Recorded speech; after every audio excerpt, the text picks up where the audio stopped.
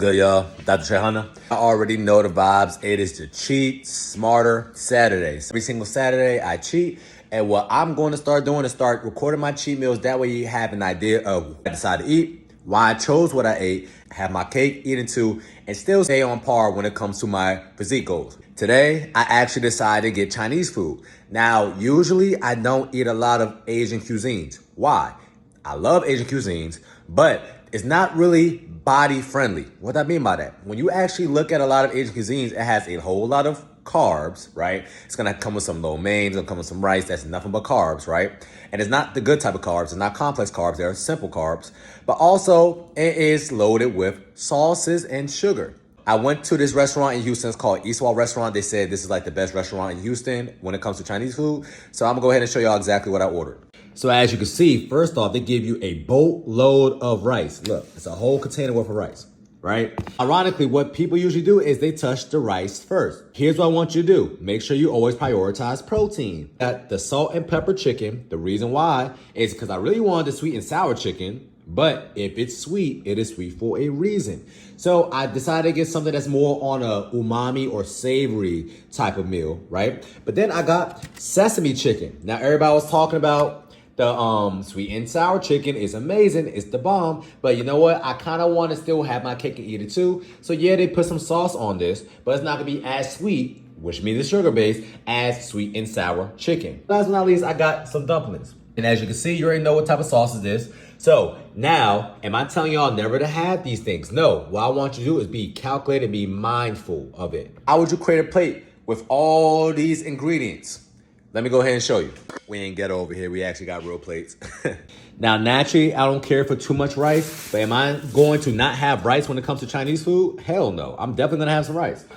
Let's go ahead and get some rice first and then measure it out. But this is probably about 1 cup of rice. But as you can see, if I scoop this rice over, this is about, what, 12% of the plate? Cool. Now, let me go ahead and add in my proteins. Y'all see my proteins now.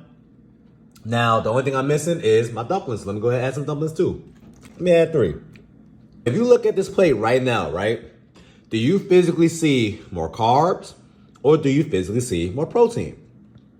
If you have 2 working eyes, you're going to say, oh, Trey, I see more protein. Why? I see 1 source of protein coming from this. I see 1 source of protein coming from this. Vegetable dumplings or meat dumplings. I said meat.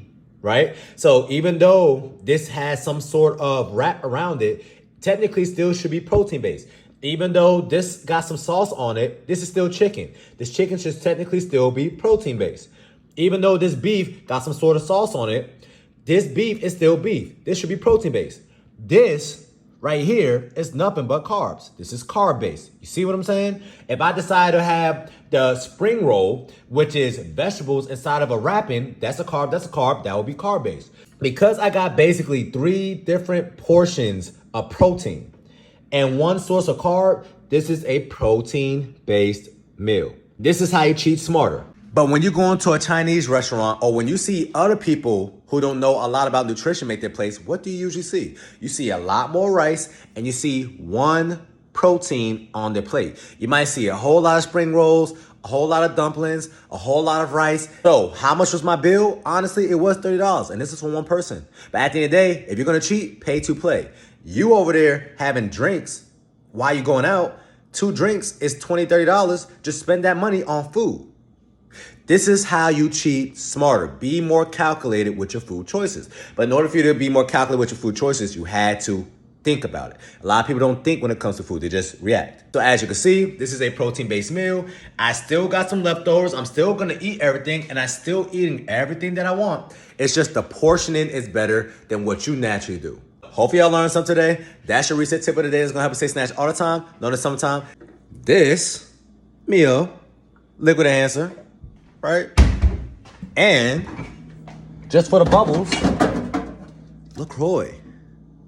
So this is how you cheat smarter on a Saturday or on the weekend and still be on pace to hit your goal weight. Cool? Talk to you soon.